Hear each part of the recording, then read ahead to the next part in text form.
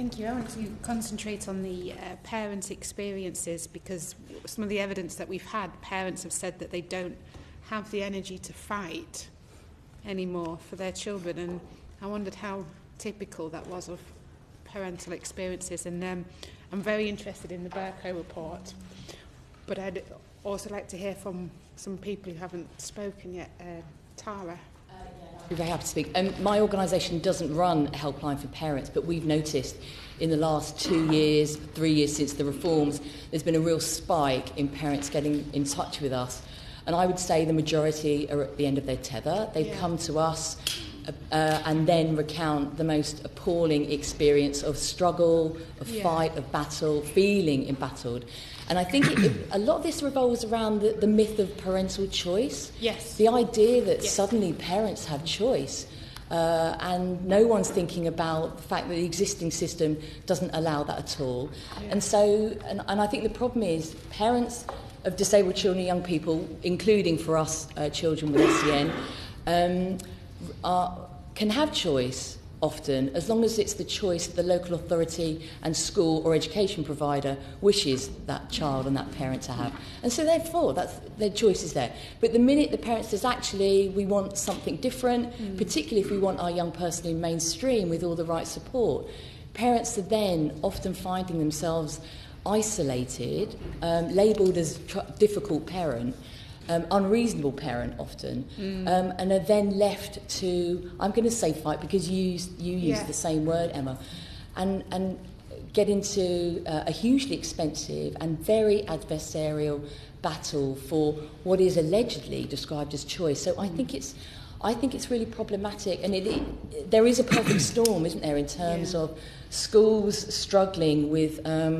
league tables, with struggling with funding, parents struggling to get the right support for themselves and for their young person, and yet still expected to talk about having choice and having a new aspiration for their children. And could I just add my concerns about the reforms? I do think there are some successes. I think we really welcome the 0 to 25 extension, but really worry about the cliff face that used to be 16, 18 or 19, now moving to a disabled young person's 25th birthday. I think we also worry about the missed opportunity, if I can say that, to not amalgamate budgets. So yes, the duty to work to joint commission between education, health and social care, great, absolutely. But to not amalgamate the budgets has left parents fighting against exactly the same issues. Who's going to pay for what? Thank you. John? When I first, as a parent, collided really with the old statementing system, partly because I'm a political journalist, I suppose, I quite quickly understood the bigger picture, which was that I was dealing with a very dysfunctional system of rationing, in which the central criterion was which parents could push the hardest. Yes. And because I am a reasonably well-educated, well-resourced person who can read 9 pages of text and spew out an approximation of it in 2 minutes, that's what I've been trained to do, I could just about play the system successfully. But not only from reading about or being networked into groups of other parents who don't have those skills or don't have the time, this also applies to people I know, actually, who were and are failed by the system.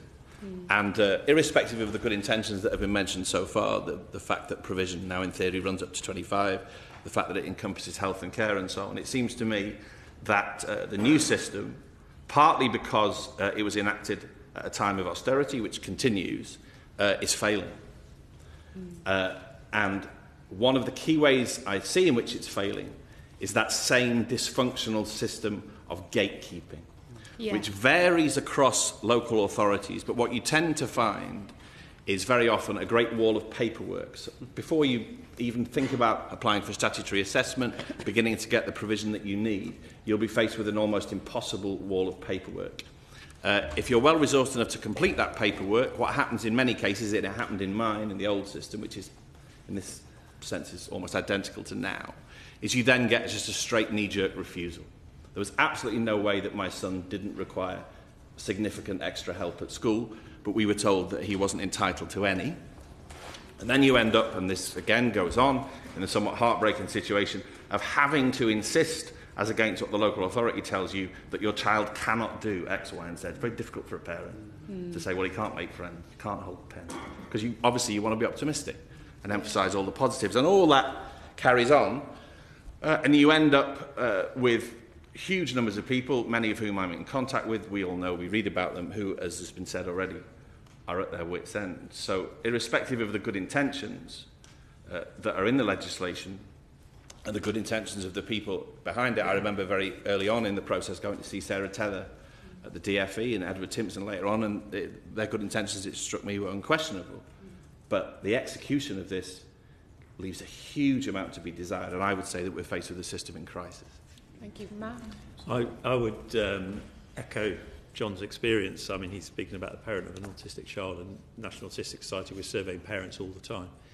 And our survey last year found that over 40% of parents had their request for an EHC plan refused.